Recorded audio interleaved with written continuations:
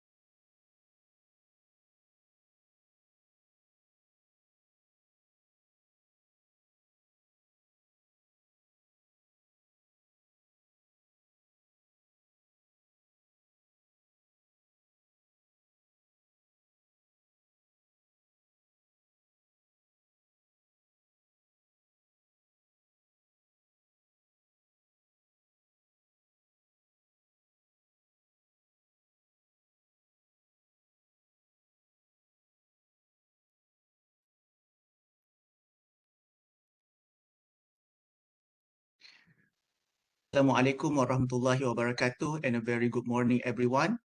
Welcome to the International Scientific Webinar Series organized by Persatuan Science Malaysia. Today, this is the 11th ISW on November 2025 and previous webinar series has featured various topics from various fields of sciences. Thank you all for taking the time to join us today for the webinar on the topic Optimizing Shadow Waste Management for Sustainability and Compliance. I am Fatin Aliman, will be the moderator for today's ISW webinar.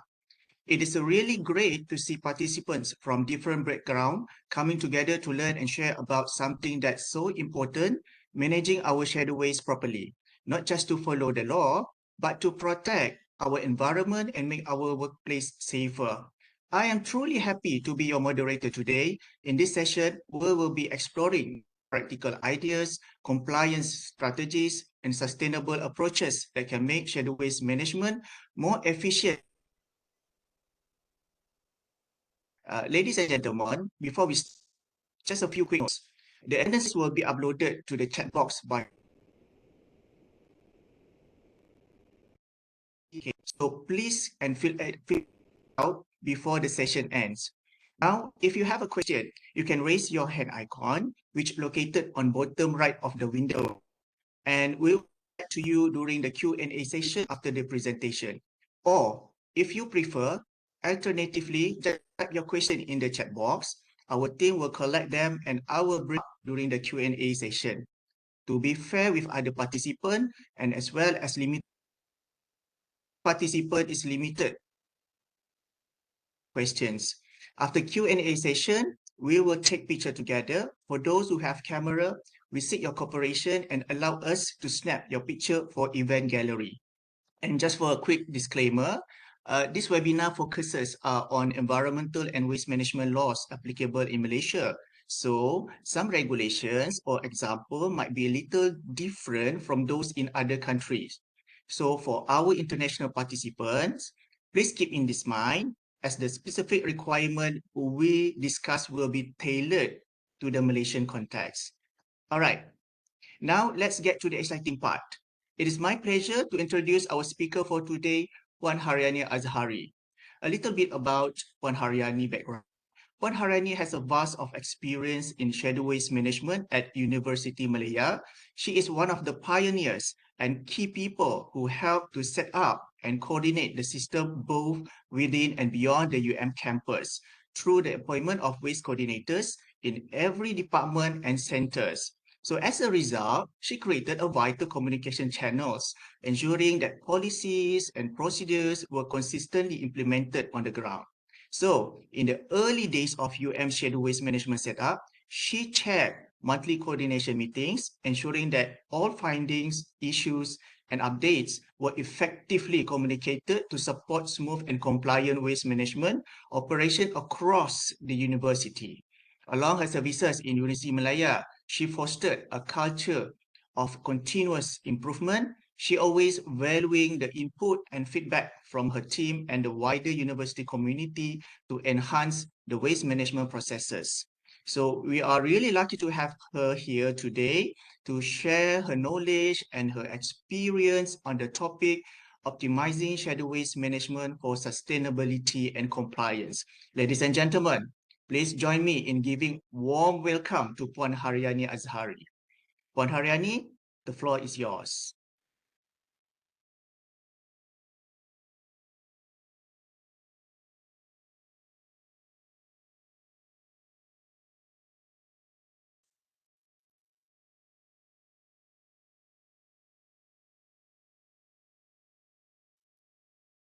Thank you very much, Auntie Fatih, for the brief introduction. Okay, I'm Hariana Ashari, Science Officer from University Malaya.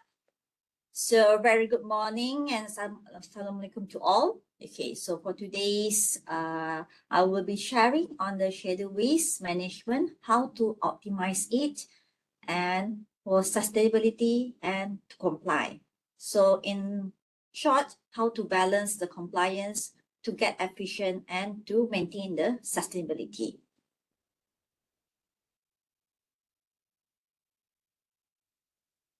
Okay, so just now, Encik Fatih already briefed about me. So I've been serving in University Malaya for about 15 years. For shadow waste, I've been handling from 2019. I have master in SHE, Safety, Health and Environment, and I was awarded as competent person in 2023. Okay, so if in years, about 5 to 6 years in shadow waste management. But I just realized 15 years ago, when I was a process engineer and semiconductors, I was already introduced to this shadow waste management. Just that I was not aware, okay, it is shadow waste. Okay, at that time, I was in semiconductor plating processes. So my waste is heavy metals. So my project at that time is to recover back the heavy metals. At that time, I was curious, why we want to recover back all the waste? It's already waste. Why we don't just dump it? Okay, at that time, I was curious. Now I realize every kilogram you dump the money. Okay, so for that, okay, so for today, I hope all the participants can get something. Okay, so how to identify and classify the schedule waste based on our Malaysia DOE regulations. Okay, and then understand what is compliance obligation, and then what is the common findings audits, and then implement the best practices, how to store your schedule waste, how to label it, and what is the documentation needed. Okay, and then the traceability and the contractor management, who collect your waste, okay, where to collect it, where to transport it, and the last one, to integrate compliance strategies with workplace safety and sustainability goals. So within this 1 hour, I hope that I can cover all. Okay, so not a little bit a brief on each topic. Okay, from your waste generation until it is disposed and related to what all the related matters in schedule waste management.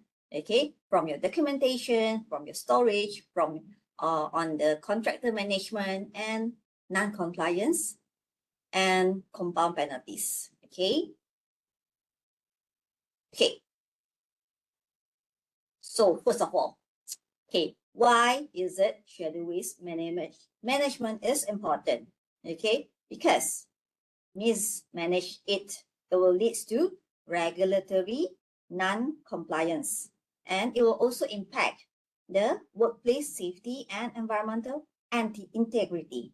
So today we want to enhance, okay, the understanding and then gain insight into efficient waste management handling to ensure that both legal compliance and operational efficiency.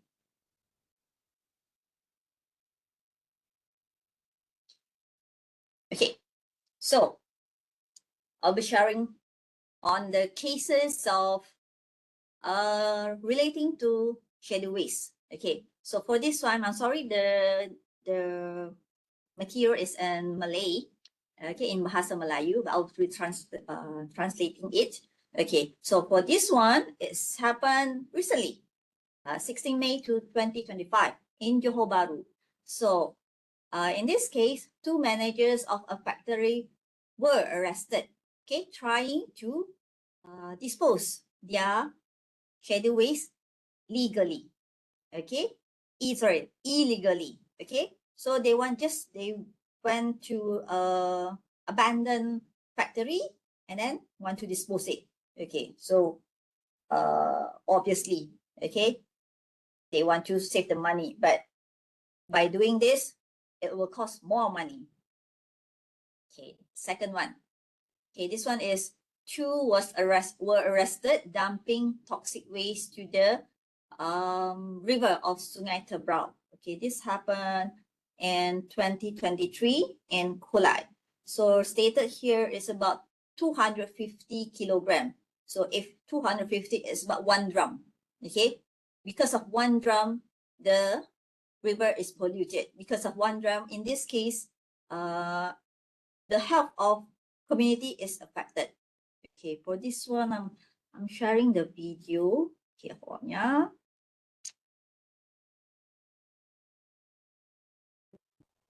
First, okay. Setting.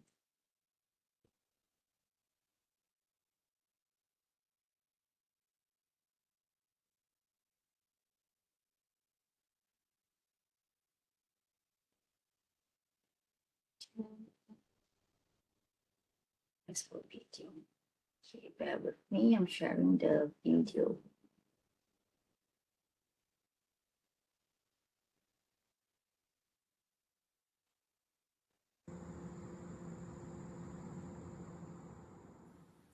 Hampir 250 kg dipercayai sisa toksik berbahaya dikesan dibuang ke dalam saliran berhampiran anak Sungai Tebrau di Jalan Kempas Silong awal pagi Sabtu. Dalam kejadian kira-kira 4 pagi itu, dua lelaki masing-masing berusia 46 tahun dan 48 tahun ditahan ketika membuat bahan itu ke dalam saliran berhampiran anak sungai berkenaan. Pengarah Alam Sekitar Johor, Dr. Muhammad Fahmi Yusof berkata, dua suspek yang juga pemandu sebuah trailer dan kelindannya ditahan polis hasil maklumat awam.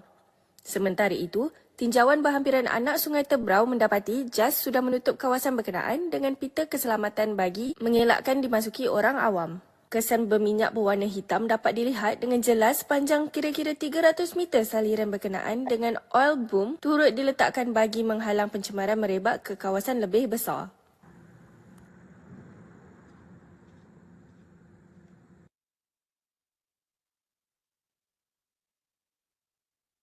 Okay, so back to here.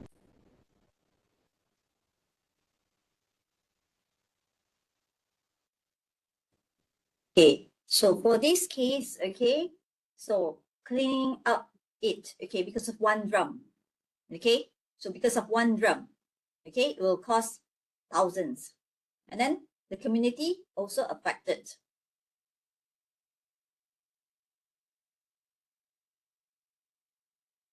Okay, so this one involving, okay, for this, how to say? Okay, this is e-waste, okay. It's good they are collecting e-waste, okay, but okay, the issue is they collect it illegally, and then you can see in this picture, okay, this is all the e-waste, and then you can see opposite of it, it's the community, okay, it's just in front of it. So that's why collecting e-waste legally to the, how to say, prescribed premises, okay, so that is why they are being inspected by the DOE officers, because they are doing a good thing by collecting the e-waste, but their procedures, their location is not abide by the, that is not following the rules.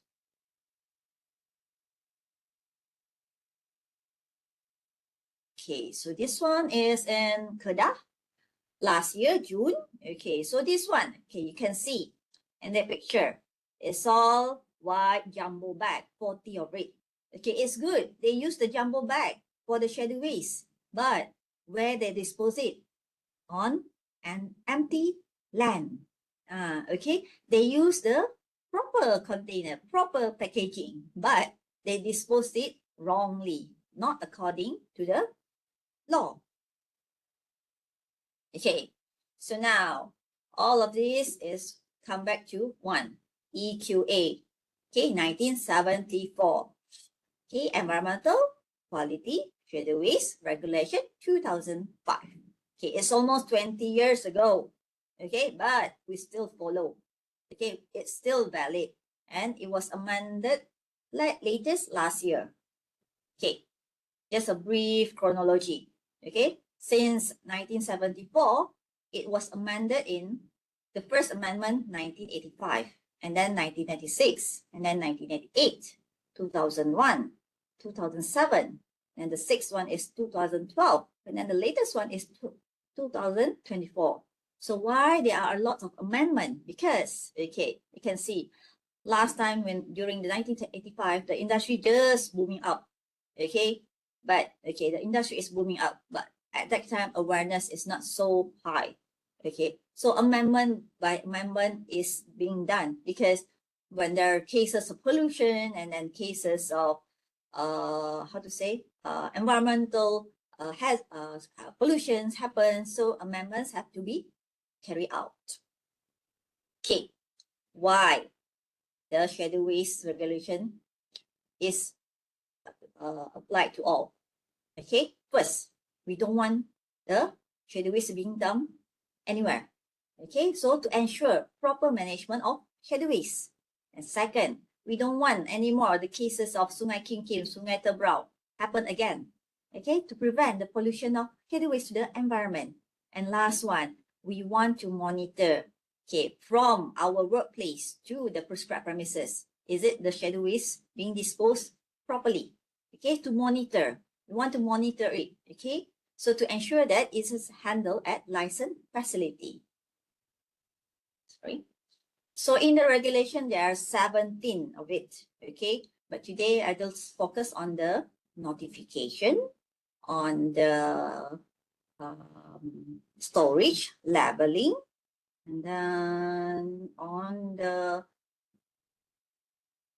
responsibility of waste generator and also compounding of offences.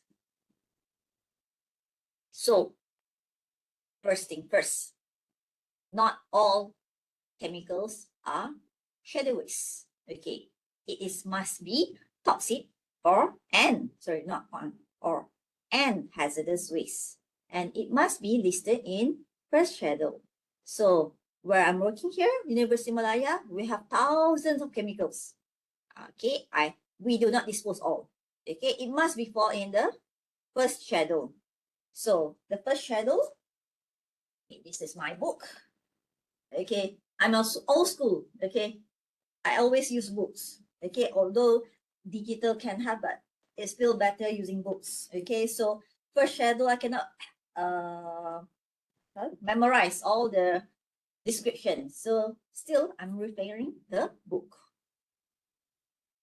Okay, so here in Malaysia, we practice two principles, okay, of shadow waste management. The first one, cradle to grave. Okay, so for the first one, from the waste generator, okay, then the waste will be collected by the transporter. Okay, we call it waste contractor, and then sent to the waste treatment and disposal facilities. Okay, it must be prescribed premises. Okay, and then the second one is cradle to cradle. Okay, so this one, when the waste is generated by the waste generator, the transporter will collect it, and then it will be sent to the waste receiver. Okay, this one is for reuse, reutilize, and co-processing. So for University Malaya, almost 80% of our waste is cradle to cradle. Okay, so our waste is sent for reuse, reutilize, and co-processing. Okay, it's better for the environment because when you practice the first one, it will be incinerate, and after incineration, you have to dump it under the earth. Okay, still you are using space of the land to store the after incinerated shadow waste. Okay, so then after you know that is shadow waste, okay, so how you want to identify and classify it? The first shadow. Okay, the first shadow, it has 77 of shadow waste codes in it. Okay, from SW1, SW2, SW3, SW4, and SW5. So we have metal, non-metal, inorganic, organic, or waste we have inorganic or organic constituents. Okay, so referring this, you identify what is the code of your shadow waste. Then, what is the characteristic of it? Why? Because when you want to dispose it, you have to put it in a container. Okay, so which container is suitable for your waste? Is it inactable? Is it corrosive? Is it toxic? Is it reactive or infectious? But do remember this slide. Okay, shadow waste must be toxic. So, for the characteristic, all shadow waste must have the toxic pictogram.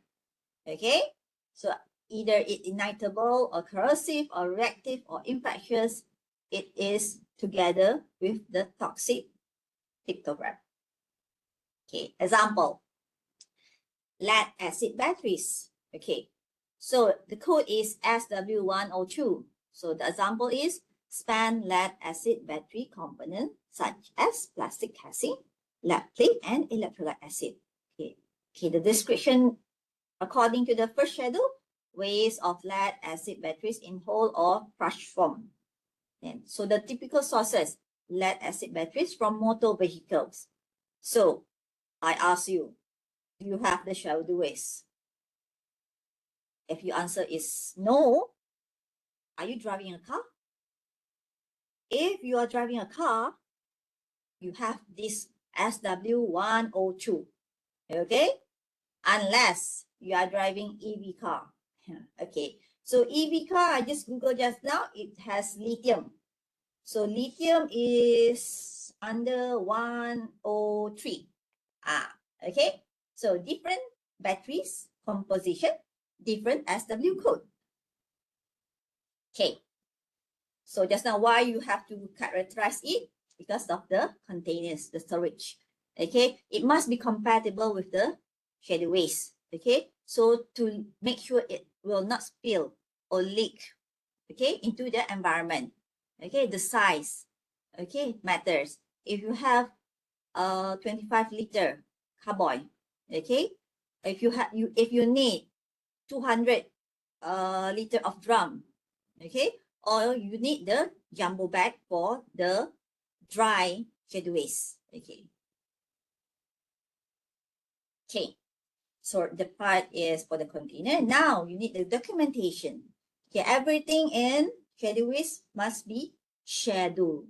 Everything must be filled out with forms. So the schedule is really related, referring to the form. Okay, the first one, the second schedule, you have to notify, okay, what is your waste, okay, how much you produce in a month, okay, and then what is the code. Okay, after you notify, you do the inventory. Okay, this one is monthly inventory. Okay, the inventory is how to say, the quantity. Okay, the quantity of schedule waste you want to dispose, and then based on your activity. Okay, so like us and University Malaya, we have like teaching, research, okay, activities. So we have to mention it here. Okay, this form is example of in University Malaya, yeah. But the information also we are referring the same regulation. Okay, EQA 1974. Okay, and then the labeling. Okay, why I put the label at the back? Because after we fill out all the forms from the laboratory, we'll send to the store. So at the store, we will label it accordingly. Okay, must be pictogram, the correct pictogram, the correct waste code, okay, the correct waste description. Okay, and then do remember, everything must be labeled. If you, okay, like us, from the lab, in the laboratory, we do not process it as waste because it's still under research or as experiment what. Okay, but once we send it to the store, okay, we label it as schedule waste. So everything must be followed accordingly because the labeling is under the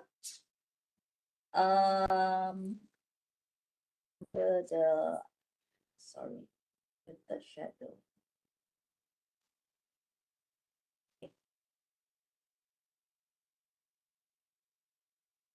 Okay.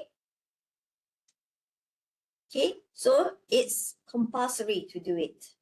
Okay, it's under the third schedule. Okay, the labeling is under the third schedule. Okay, so just now it's all manual. Now we come to the digital world. Okay, now it's eSwiss 2. So this system, this website, okay, you have to register it first. You have to have an account. Okay, all the information about regarding your schedule waste must be filled out here before you can dispose. Okay, so all this one, the notification, the inventory, you must fill up. Okay, so after you fill up all the information, then the system will generate consignment note. So after you get the consignment note, it's like a license, then you get green light. Okay, yes, you can dispose your schedule waste. Okay, without the consignment note, you cannot dispose your schedule waste. You cannot ask simply the transporter, okay, come collect my waste. No. Okay, all must be notified to the eSwiss system.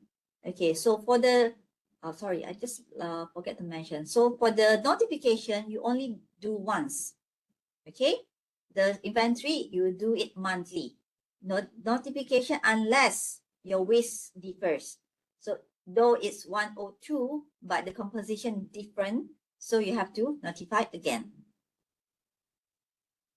Okay, this one is the proper design of schedule waste storage. Okay, it must be have with complete with signage, danger, schedule waste storage. Okay, it must be background white color and then the signage in the font in red color.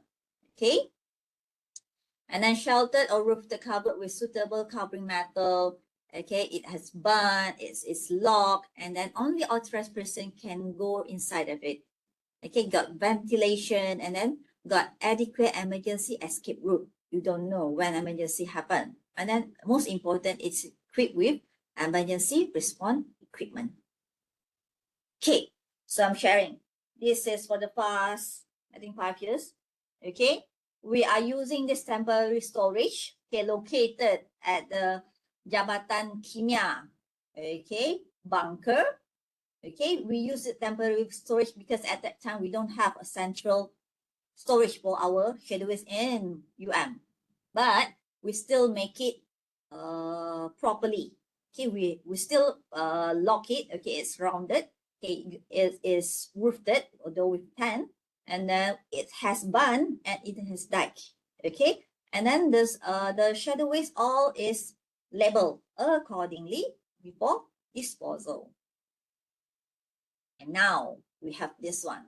Okay, it's a 2 million building for schedule waste storage. Okay, so it can cater 20 metric tons of schedule waste at one time. Though now we do not produce that much, but last time during there's one time when the prescribed premises did not. Okay, that was one time when the prescribed premises was caught in fire. Their storage is caught in fire, and we faces the consequences. Our schedule waste cannot be disposed for about more than 6 months. Okay, so at that time we do reach about 20 metric tons. Okay, so what we do is we inform in written to DG. Okay, because we exceeded the time 180 days. Okay, and then the amount also exceeded 20 metric tons. Okay, after the issue is resolved, then we dispose it accordingly. Okay, so your schedule waste cannot be stored more than 20 metric tons at one time and not more than 180 days. Okay, so if you have more than one premises, okay, you have to also write to DG to seek permission first. Cannot simply just, okay, I have 1, 2, 3, 20, 20, 20. Yes, maybe you are allowed, but you have to inform the DG. You have to seek approval from them. Okay, so just now mentioned that the regulation was amended last year, so mainly focus on the money. Okay, the compound value. Last time it was only 500, so now it's 2,000 ringgit per compound. So sharing, there was a case in Negeri Sembilan, if not mistaken. Okay, there is in a factory. Okay, the worker just took out 10 drums of schedule waste to the schedule waste area. Okay, and then he went to lunch. Unfortunately, during lunch hour, the DOE officer came to inspect. So all the schedule waste drum is not labeled yet. Okay, so they have 10 drums, right? 1 drum, 2,000. So they got 20,000 compound, just like that. Okay, so this one, okay, so last time is about 5,000. Now it's adjusted to 10 million. Okay, so 10 million. When you do any related water pollution, okay, or any pollution to the water, to the river, to the ocean, okay, it's under section 25, 27, 29, and 34B. Okay, so because like Sungai Kim, right, it's cost us almost 20 million just to clean it. and it's still not clean enough. Okay, it started, so this new penalty started last year, 7 July 2024. So if any cases now, it's 10 million. Okay, for imprisonment, not exceeding 5 years. Okay, so for offences involving illegal disposal of scheduled waste, water pollution, and EIA violation. So this one is under 25, 31A, 34A, 34AA, and 34B. Okay. So what is scheduled waste and sustainability? Okay, so this one. Okay, when you have efficient scheduled waste handling, okay, so you will reduce the pollution. Okay, you will be a part of the sustainability. Okay, and then nowadays we use the eSwiss. Okay, though last time we have 7 copies of documentation. Okay, but now we use eSwiss. It's all digitalized. Okay, innovation and technology focus. Okay, what is sustainable development goal related to scheduled waste? There are 7 of it. Okay, the first one is clean water and sanitization. So for this one, okay, at the current time, more than 2 billion people are living with the risk of reduced access to freshwater resources, and by 2050, at least 1 in 4 people is likely to live in a country affected by chronic or reoccurring shortage of freshwater. So we do not want that to happen in Malaysia. So that's why when you have a proper disposal of scheduled waste, we will prevent this one. Okay, we will protect and restore water-related ecosystem. SDG 7, affordable and clean energy. Okay, same. Okay, slightly less than 1 billion people are functioning without electricity, and 50% of them are found in sub-Saharan Africa alone. Okay, we are not that stage like that, but we don't want any air pollution because of scheduled waste mismanagement. So we need to improve our energy efficiency across sectors. Okay, to ensure affordable, reliable, sustainable, and modern energy for all.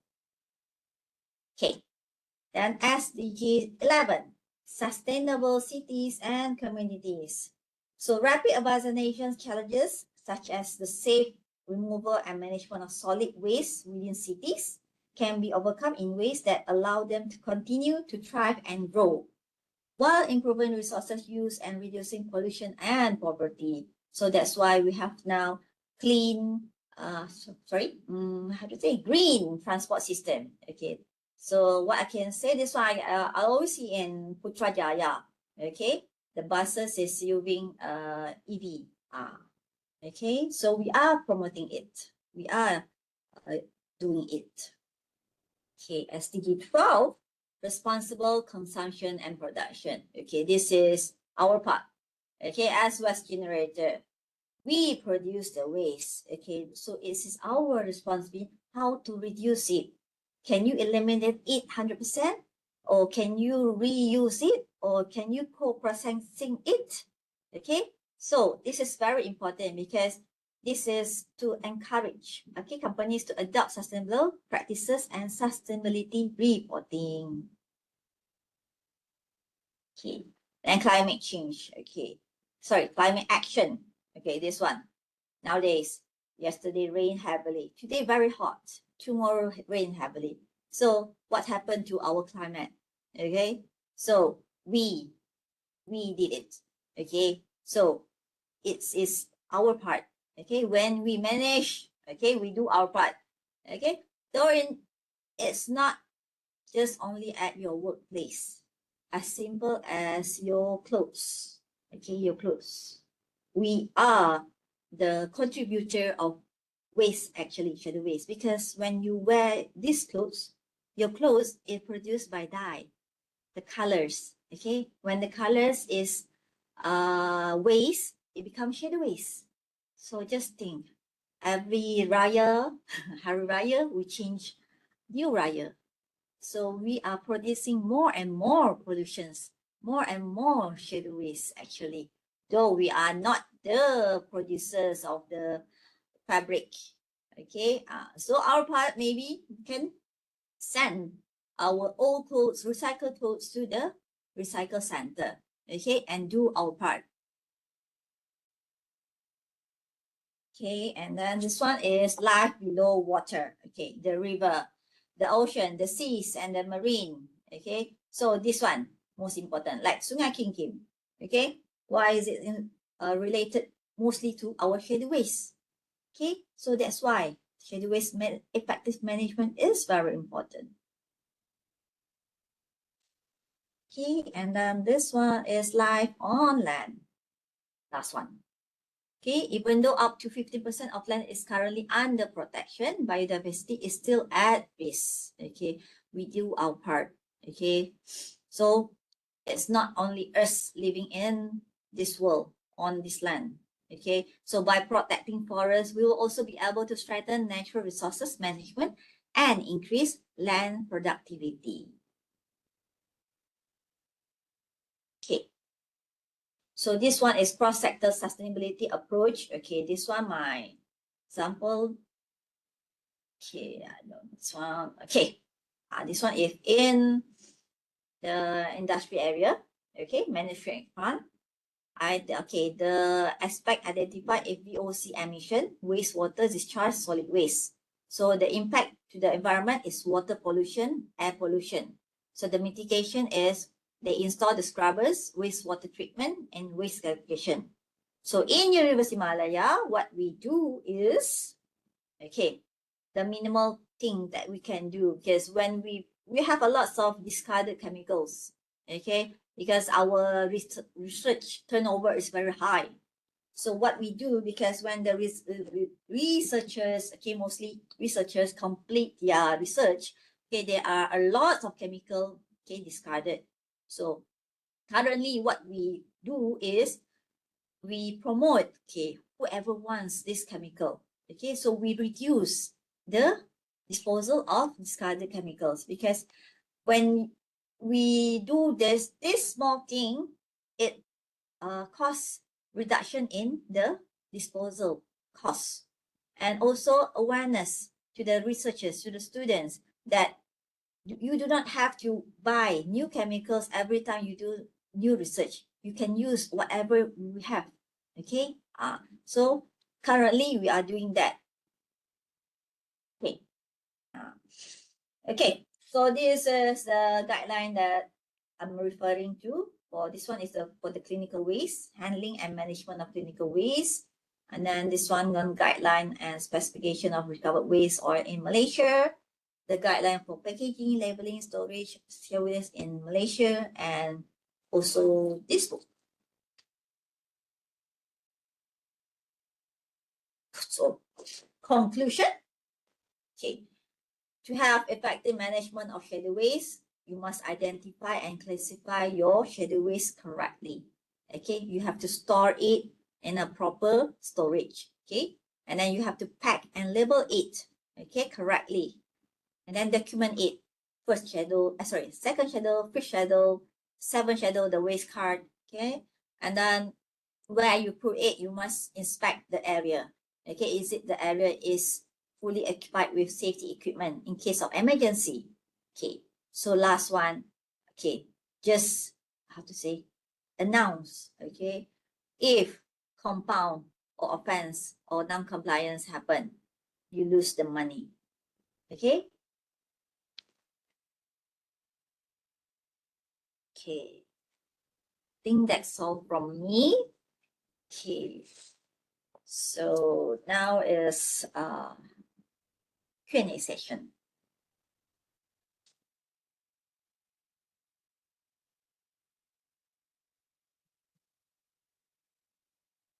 Thank you so much, Puan Hariani, for the eye-opening and informative session. I think many of us learn a lot about how proper shadow waste management can make a big difference, not only in compliance, but also in supporting sustainability goals. Now, we are moving into our Q&A session. Just a reminder to everyone, if you have a question, you can raise your hand icon and we will unmute you to speak directly, or type your question in the chat box and I will read it out to our speaker. Well, I've seen Puan Hariani, there is our participant, Imam Saukani. Let me read it out. Bagaimana Environmental Quality Act 1974 dan SW Regulations 2005 mengatur pengelolaan limbah terjadual, mencakup proses identifikasi dan klasifikasi limbah beserta penerapan kod SW terhadap persyaratan dokumentasi DOE. Well, I think the question is about how the Environmental Quality Act 1974 and SW Regulation 2005 regulate the management of shadow waste, including the process of waste identification and classification, along with the application of SW codes against the DOE documentation requirement. I think this is what the participant meant about. So, Okay. Puan Hariani, would you like to respond to the Okay. question? Okay, so I understand the question. Okay, just now, remember the ISW system. Okay, the ISW system not only about your inventory notification, each of your waste characteristic must be key in the system. So that's how the DOE check whether your code is correct, because you have the waste characteristic you cannot do by your own. You have to send it to the accredited lab. So you get the WC waste characteristic and then you upload it to the system. So if you want to check your waste, is it correct? They will refer it to it. Okay, if you have, let's say 102, okay, and then you refer to the ISW system. Is it correctly the WC? Okay, the waste characteristic uploaded, and then they will check your waste. Is it I'm answering the question correctly? Do I answer your question?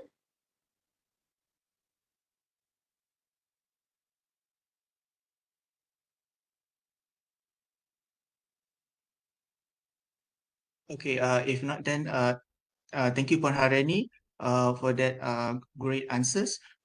We are moving on to our next questions. Does UM practice shadow waste treatment for recycle purpose? Okay, for recycle purpose, we do not do it on in University Malaya. Okay, we still do not have any treatment plan for it. Okay, so we send to the prescribed premises which conduct the recycling for it. At the moment, there's no not yet facility to treat our own shadow waste. Okay, next question. How to do the consignment on e-waste? Oh, okay. That one, okay. I cannot teach you in this session. Okay, but my advice is you can contact, okay, your nearest DOE officer. Okay, if you're in, let's say, in Penang, right? Okay, just contact them and then they will guide you, because DOE always, I think the last month, they do how to say, conference, okay, and then they do teach us how to use the eSwiss tool. Okay, so how you want to do the consignment note, okay, they can guide you one-to-one. So it's better for you to contact your nearest DOE officer.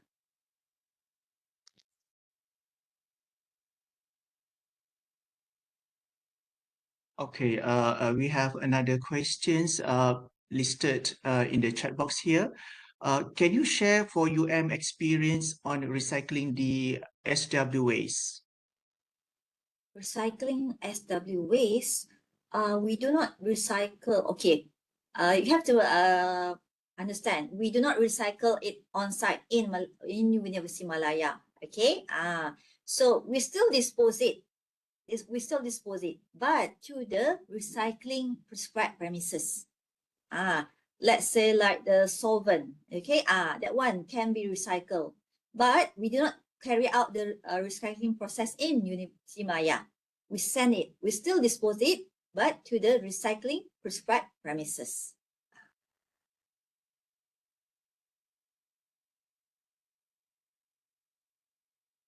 Okay, Puan Masliana binti Abdullah, can you share this recording? Organizing committee?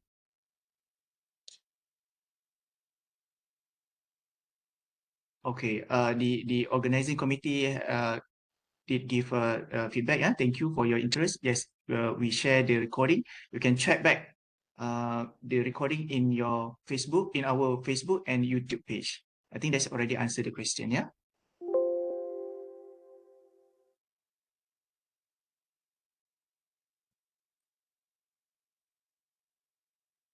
Okay. Share. Okay. Okay, Puan Hariani, can you share the prescribed premises for the recycling or how to get them? Oh, Any answer on this? Yeah.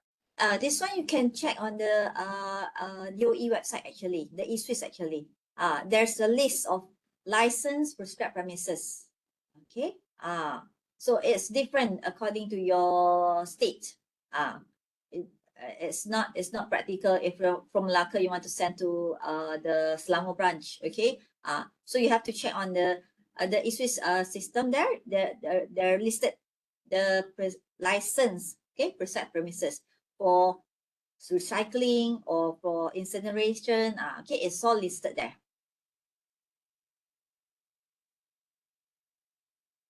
Mr. Sulistio, asking, how is existing hazardous waste managed? Are there any environmentally friendly policies for hazardous waste use? And the second question is, the material is quite interesting. Could you share the presentation material? I think the second question already answered by the organizing committee. Okay, Mr. So, Moran, Puan Hariani, the the first first question. question is how to handle the hazardous waste, is it? Yeah, I think he's talking about the policies. Oh, okay, the policy.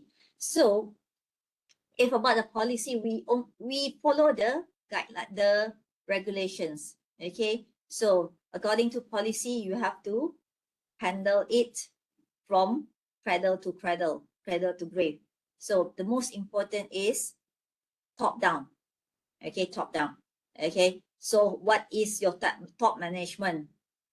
How to say?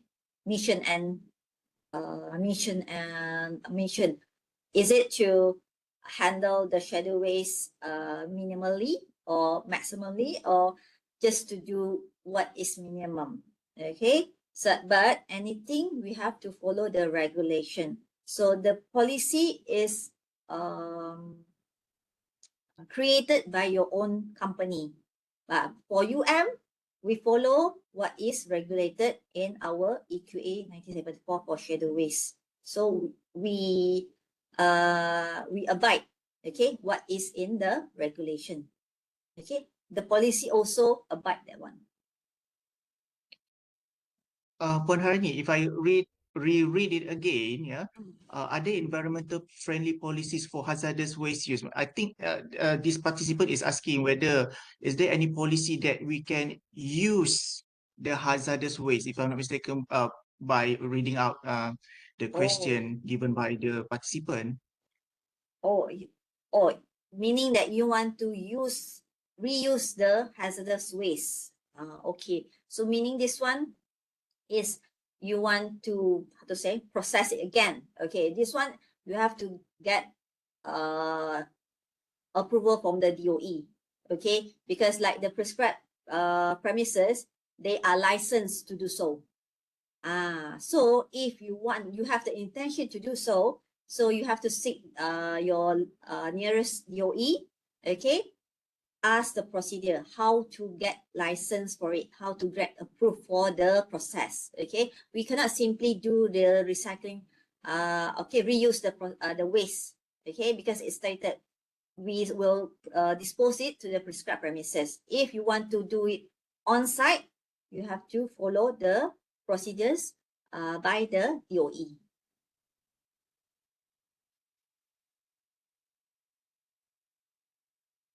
Okay.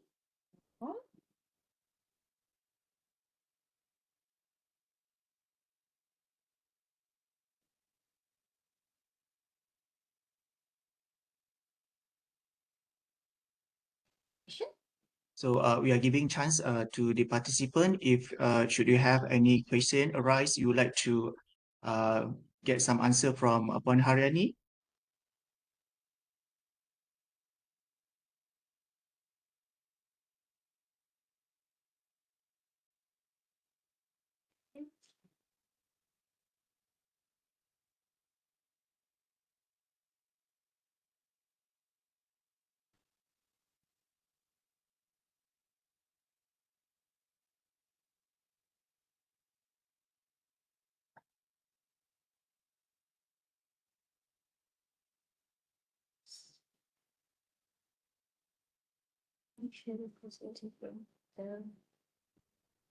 Yeah, Puan Hariani, there's another one questions by participant. Hi, can you share the procedure to bring the outsourced waste, chemical waste inside your premises for research purpose? Mr. Moderator, can you rephrase the question? Bring out the meaning that to dispose it, or how?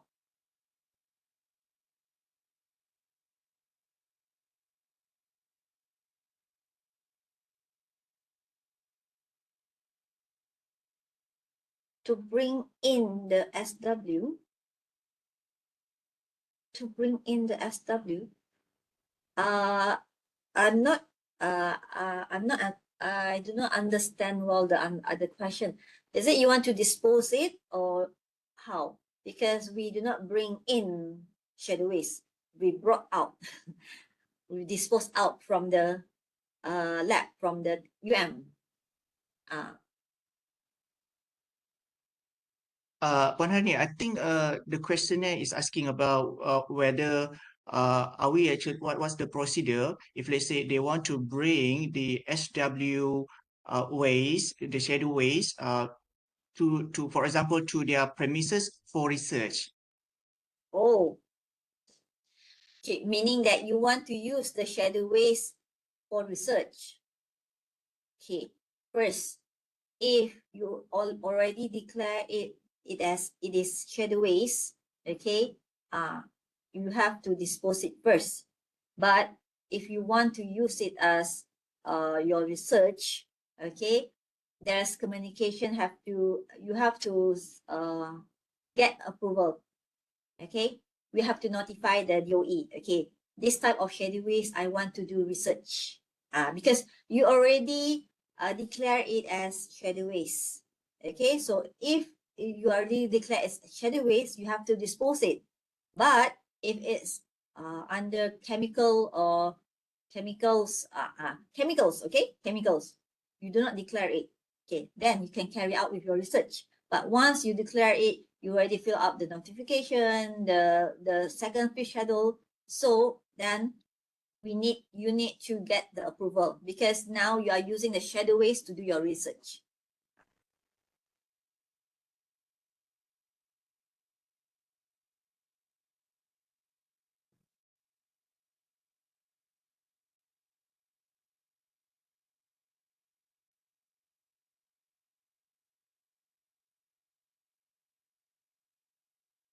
Okay, since we already reached to 12 noon, I think the Q&A session we have to stop.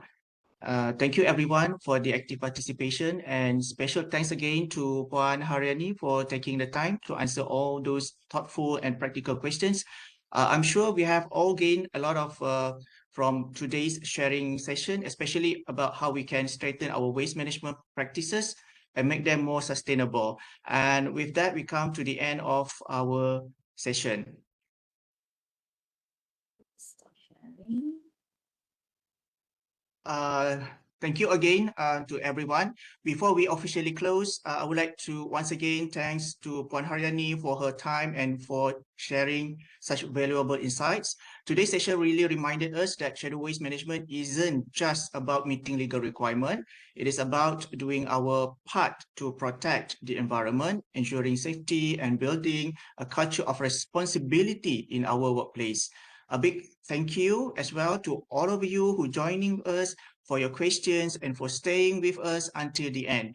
I hope the ideas shared today will be useful and that you will bring some of these best practices back to your organization. On behalf of the organizing team, thank you again for making this webinar a success. With that, we officially wrap up today's session on topics optimizing shadow waste management for sustainability and compliance. Take care, stay safe, and stay sustainable. Wassalamualaikum warahmatullahi wabarakatuh and have a wonderful day. Encik Fatih, gambar sudah ke? Oh, yeah, sorry. I think I missed that one out. Those who are still in the sharing session, yeah? Can we open the one so that we can capture for event gallery? So those who have a camera, kindly please open your camera.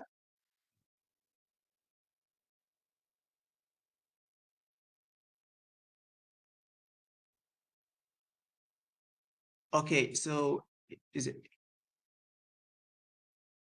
everyone is here?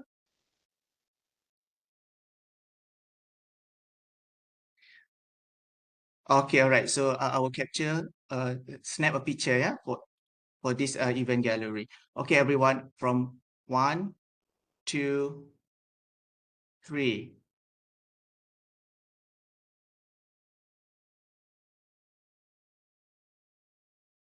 Okay, thank you so much.